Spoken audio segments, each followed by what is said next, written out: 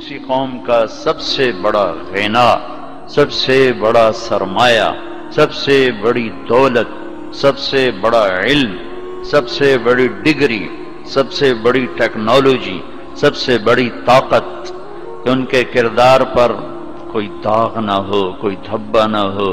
انسان ہیں، داغ دھبے پڑنا تو یقینی ہے، لیکن وہ ہوتے ہیں کہ جب وہ ٹھوکر کھاتے ہیں تو سنبھلتے ہیں، جب گرتے ہیں تو اٹھتے ہیں، جب وہ پھسلتے ہیں تو پھر لوٹتے ہیں، وہ اپنی خطاؤں سے پیچھے ہٹتے ہیں، اعتراف کرتے ہیں، تسلیم کرتے ہیں، ورنہ تو فرشتے بن جائیں۔ اگر ان میں خطا نکل جائے تو فرشتے بن جائیں۔ 24 گھنٹے کے اوقات میں ایک نماز نہ چھوڑو، نماز نہ چھوڑو۔ پھر اب لڑکے لڑکیاں اکٹھے پڑھتے ہو، اپنی نظر میں حیا کا سرما لگا کے رکھو۔ نظر کا حیا بہت بڑا زیور ہے، اور نظر کی آوارگی بہت بڑی آوارگی ہے۔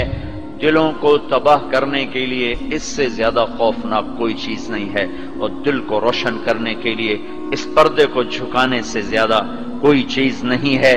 جس کی نظر نیچے ہوتی ہے، پوری دنیا کے شیطان مل کر اسے گمراہ نہیں کر سکتے۔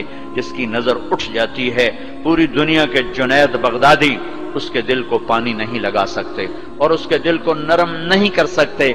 آنکھوں کے غلط استعمال سے جو زہر اندر جاتا ہے، اس کا کوئی تریاق کوئی نہیں ہے، تریاق کوئی نہیں ہے۔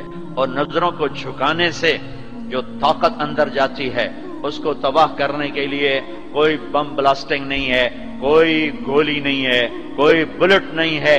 یہ ایسی طاقت ہے کہ عرش تک انسان کو پہنچا دیتی ہے۔ یہ ایسی طاقت ہے کہ فرشتوں کو اس کے قدموں میں جھکا دیتی ہے۔ یہ ایسا نور ہے کہ جب تمہاری آنکھ بند ہوگی تو اللہ کی قسم سورج چاند کا نور بھی تمہارے نور کے آگے شرمائے گا، ماند پڑ جائیں گے یہ نور۔ اگر تمہیں اللہ نے آنکھوں کا نور دے دیا، اگر تمہیں آنکھوں کا حیا دے دیا، دنیا کے سارے ابلیس تمہیں گمراہ نہیں کر سکتے۔